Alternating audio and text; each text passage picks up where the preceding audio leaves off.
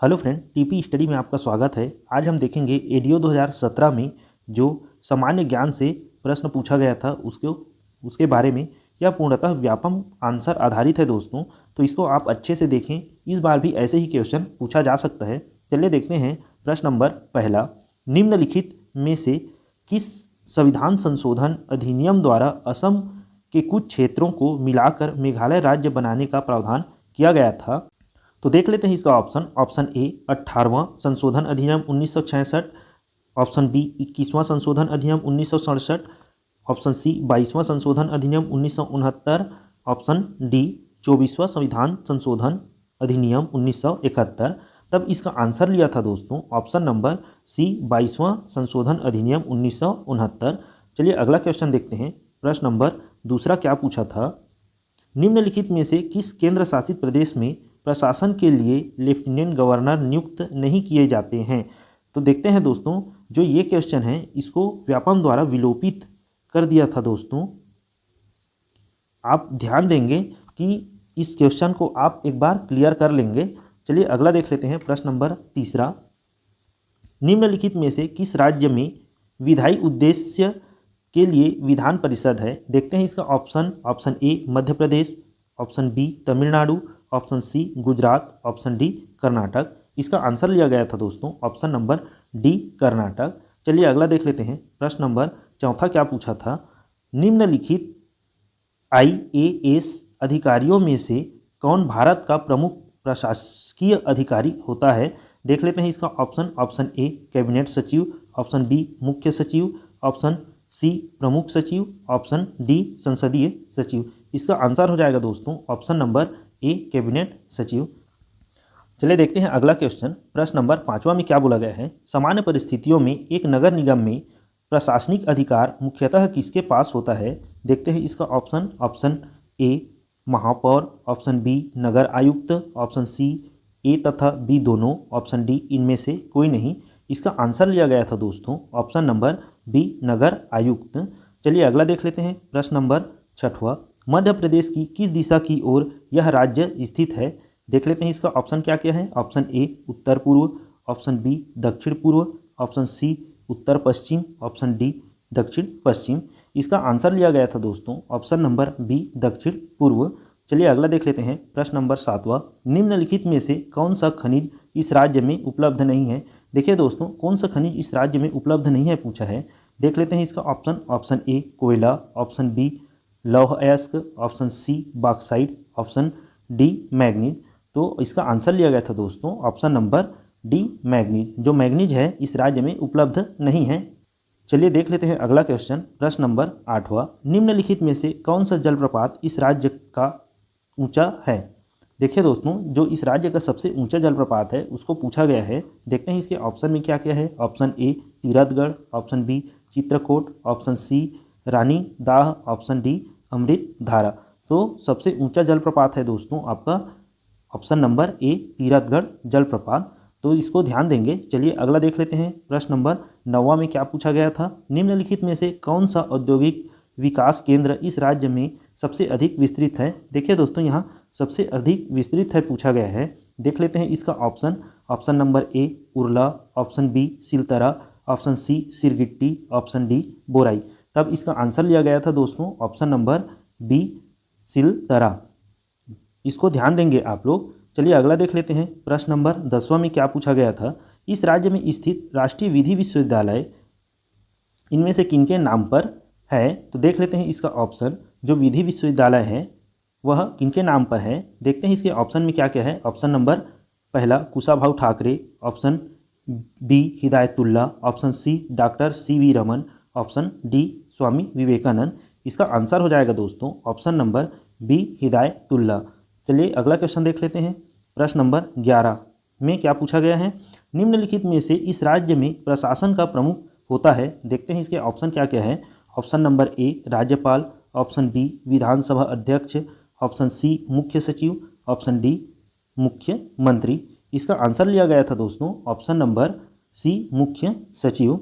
चलिए अगला देख लेते हैं। प्रश्न नंबर 12, निम्नलिखित में से कौन सा या से इस राज्य की संस्कृति का आधार है? देख लेते हैं इसका ऑप्शन। ऑप्शन नंबर पहला जनजाति जीवन शैली, ऑप्शन बी कृषक परंपराएं, ऑप्शन सी विभिन्न धर्मों का संगम, ऑप्शन डी उपर्युक्त सभी। तो इसका आंसर लिया गया था दोस्तों ऑप्शन नंबर डी उपर्युक्त सभी। चलिए अगला देख लेते हैं। प्रश्न नंबर 13 में क्या पूछा गया था। प्राचीन काल में इस राज्य में शासन करने वाले निम्नलिखित में से किस वंश के राजाओं ने त्रिकलिंगाधिपति की उपाधि धारण की थी। देखते हैं इसका ऑप्शन क्या क्या है। Option A Nalvansh, option B Sarabhpuri वंश, option C Somvansh, option D Pandu वंश। तो इसका आंसर लिया गया था ऑप्शन नंबर सी सोमवंश। चलिए अगला देख लेते हैं। प्रश्न नंबर 14 में क्या पूछा गया था।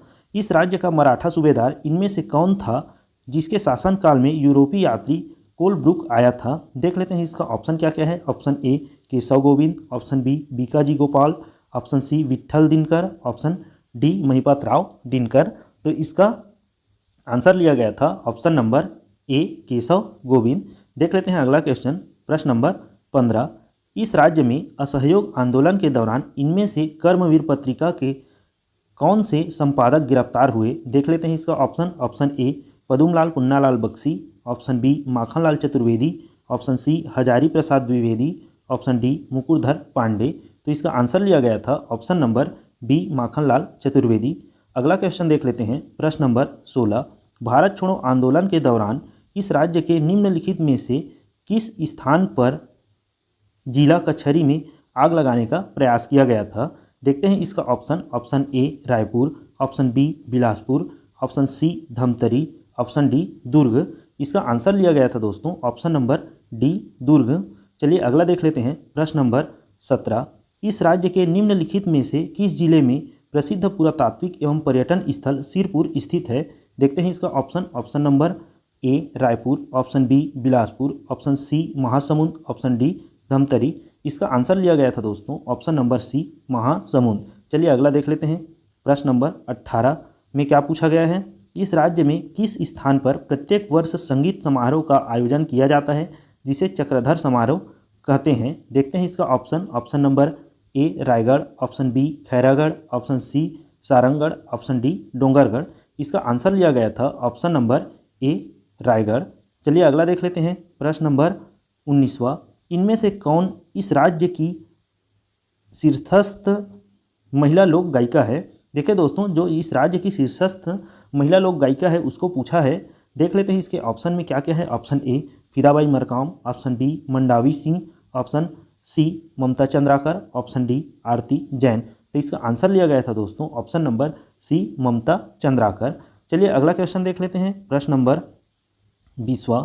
इस राज्य के जनजाति लोगों द्वारा निम्नलिखित में से कौन सा लोक नृत्य किया जाता है जो कृषि परंपरा पर आधारित है। देख लेते हैं इसका ऑप्शन क्या क्या है। Option A Karma, option B Kaksar, option C Suha, option D Raut. तब इसका आंसर लिया गया था ऑप्शन नंबर ए कर्मा। चलिए अगला देख लेते हैं। प्रश्न नंबर 21 में क्या पूछा गया है। भारतीय संविधान की अनुसूची की धारा 20 में इस राज्य की कितनी जनजातियां सूचिबद्ध है।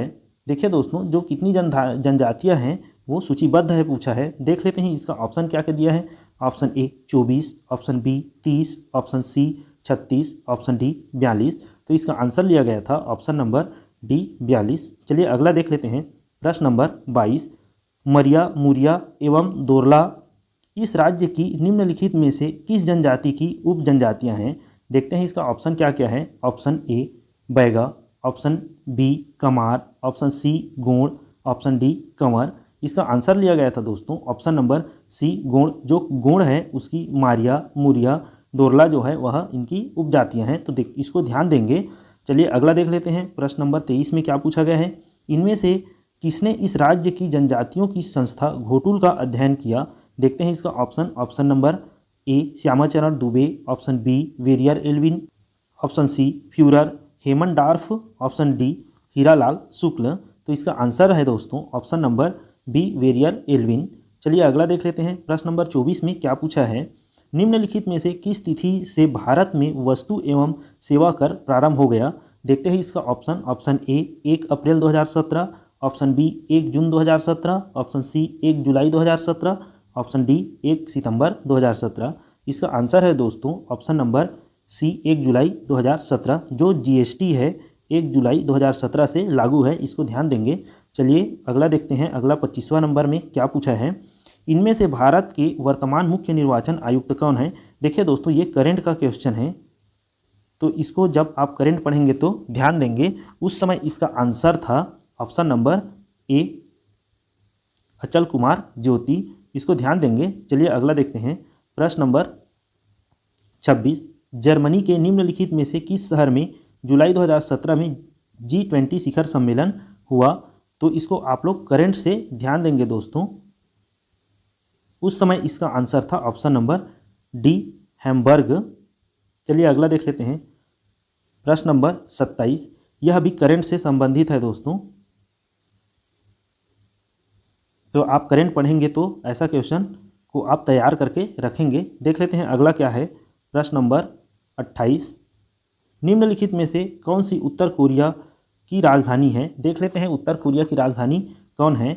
ऑप्शन नंबर पहला Seoul, option number B Pyongyang, option C Luang Prabang, option D नोमपेह।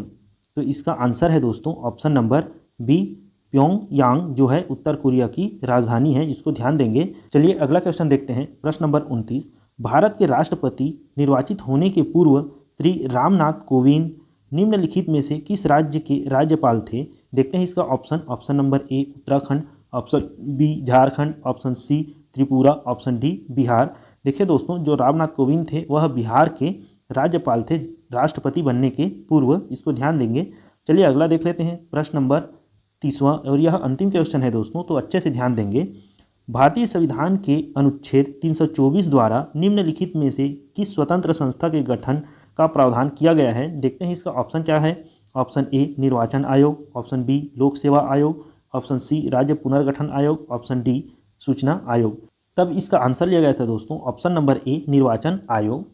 चलिए आज का क्लास यहीं तक रखते हैं। यदि आपको हमारा यह वीडियो अच्छा लगा होगा तो हमारे चैनल को सब्सक्राइब करें। साथ ही हमारे चैनल के माध्यम से एडीओ से संबंधित एमसीक्यू वीडियो प्रोवाइड कराई जा रही है। तो आप यदि एडीओ से संबंधित एमसीक्यू वीडियो पाना चाहते हैं तो हमारे चैनल से जुड़ सकते हैं। धन्यवाद दोस्तों।